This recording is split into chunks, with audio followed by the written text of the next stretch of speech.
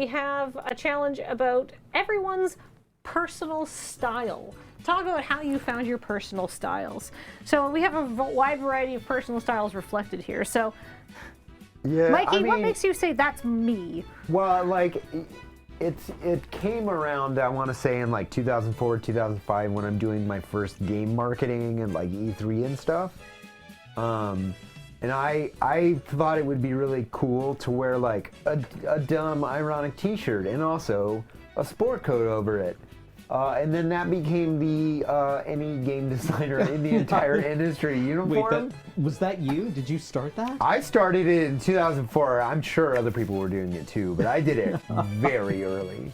And all my T-shirts were dumb. That was like the requirement, like because it was like to go to E3 you need to look professional, so it was T-shirt, and that evolved over the years into more of a punk. Who gives a crap style? I don't know. Well, it's good. It works for you. Yeah, thank you. I would not. I don't think I could wear X-Men. a brightly primary colored X-Men sweater. Yeah, I think like my thing is I want to wear as much color as possible, specifically purple. It's my favorite color. Purple all day, every day. Except for today, as it turns out. Oh wait. Are my socks purple? They are not. No. Oh, fail. Cameron, how did you?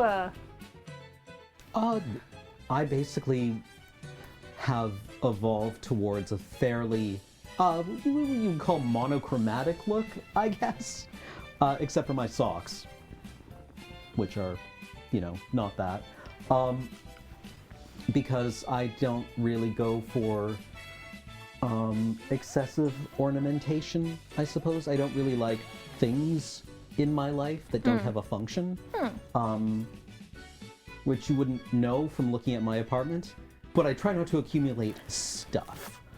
And I want my style to reflect that, so I like things that are, clean, straight lines. I try to get things that fit me properly, which is not always easy. But I also like things that are well-made, rugged. I don't know.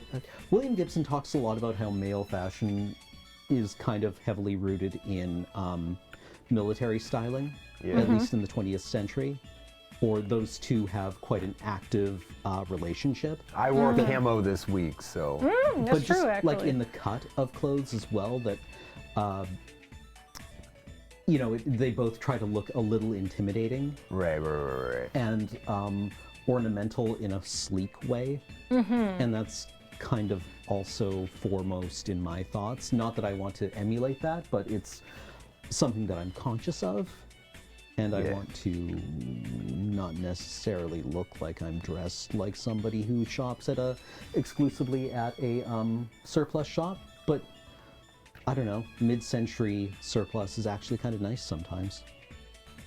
It's a vibe. Yeah. I have a lot of mid-century furniture in my house because it's cheap. We have a mid-century modern house, so. If you buy like a 500 or like a 50-year-old walnut credenza or something like that, it's going to be made of real wood, right? Whereas if you buy something now, it is probably not, because we shouldn't cut down real wood, right? And if you buy an old thing, it's already been made. The tree's already been cut down. I love reclaimed wood. It's like definitely my furniture vibe, because it's like I'm not making new wood. I'm restoring an older. You're using something that's already exists, right? I have the desk in my office, like my actual editing rig.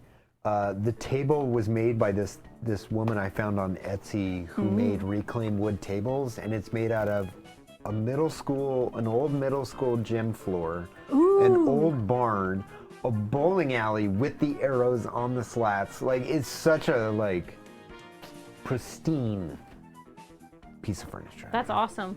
When he was growing up, my Graham had lived in a house where his parents had definitely salvaged old school gym wood flooring to fix up the floors in their house. That's awesome. It's good wood. Why put it to waste?